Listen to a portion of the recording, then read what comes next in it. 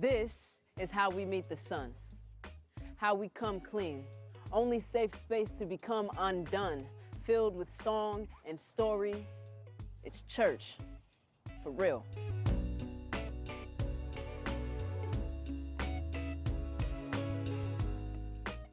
I tend to begin my origin story with my grandparents. My paternal grandmother was a writer.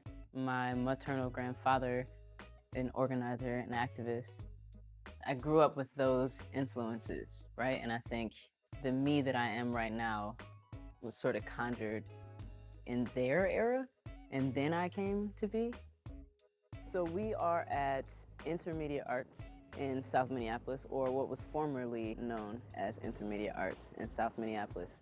This is a really important location to me because Intermedia was one of my first artistic homes. With the closing of Intermedia, I feel like there's a lot of heartbreak, you know? I also think, you know, all things have their time, right? So it's a learning about the attachment to place, what home really means, the idea of carrying home with you, and it'll forever be in my heart. I have some of my greatest memories as an artist have been in this space.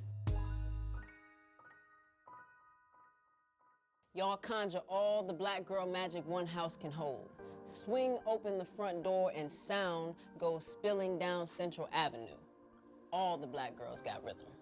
The block becomes the dance floor for us all, answering the call of the drum beat. Africa in our hearts, a diasporic sensation, syncopated rhythms. We begin expressing ourselves together.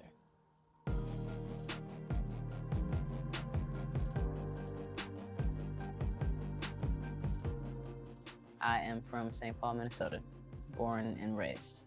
I've spent the majority of my life here. What used to be the historic Rondo neighborhood, what now some people classify and call the Summit U neighborhood. And, you know, even that story is akin to my art and my passion, right? So a freeway disrupting, for the most part, kind of eradicating a blooming and blossoming black neighborhood in an inner city, similar to the etymology of hip hop, the origin story of hip hop. Whenever talking about hip hop, what comes up for me is the struggle for liberation in a US context for black and brown folks. Home for me is that community. Unfortunately, like I find a sense of home also in a constant and continuous struggle for liberation. Those are the things that influence and inspire me, using the arts to organize, to galvanize, to make statements. Just a large opportunity for the people to share their story with the people in other parts of the country and world. The thing that's most incredible to me is the unifying power of hip hop in terms of its ability to bring folks together and to share and dismantle language and ideas.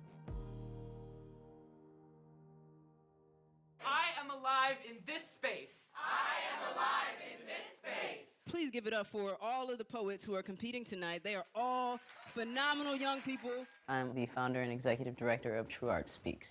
Our biggest program is a statewide youth poetry slam series called Be Heard. It's in its 7th year this year. We do arts residencies in schools and prisons and shelters. We do a lot of public performances. We do a lot of professional development for educators, other organizers. We do a lot of social justice-based work, and a lot of youth development. Performing on the final stage, in no particular order, we have Catherine, Haroon. My greatest hope is to see the young folks that I work with live, because sometimes it doesn't happen. I want young people to feel empowered to do something positive, more than just mark the pain. Youth have always been on the front lines of movements for change. It's like, what are your convictions? What do you stand for? What matters to you? And having a platform to say that. A high noon holy hour. The phone don't ring, but the speakers do. Your voice does. And you move like no one is watching. Because no one is watching. This is sanctuary. No predatory gaze here. Here, you move freely. All hips and waists, play, and exploration.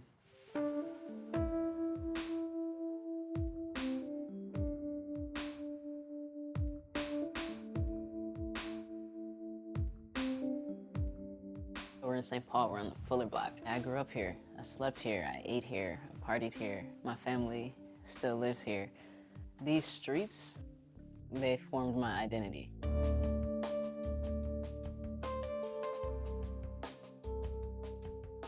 My cousin died down the street. I've had people, pass away in this house. I've had people live in this house. It's the Mecca for me of my family. Probably the Mecca for me of my story. It's always the place that I come back to. It's the stoop I sit on in the summer. Like, I don't live here anymore, but you can catch me on the stairs outside. Keeps me connected to people I lost, people I have, and who I am. I think there is a responsibility that I have to my community and my ancestors. And this guy, right, my nephew, like I have a responsibility to this little dude to create work that makes his life better. Specifically because his folks, my folks, our folks, are often written out of history, and our stories are not documented in an equitable way. So if I don't do that, how's he gonna know who he is, or was, or who his people were?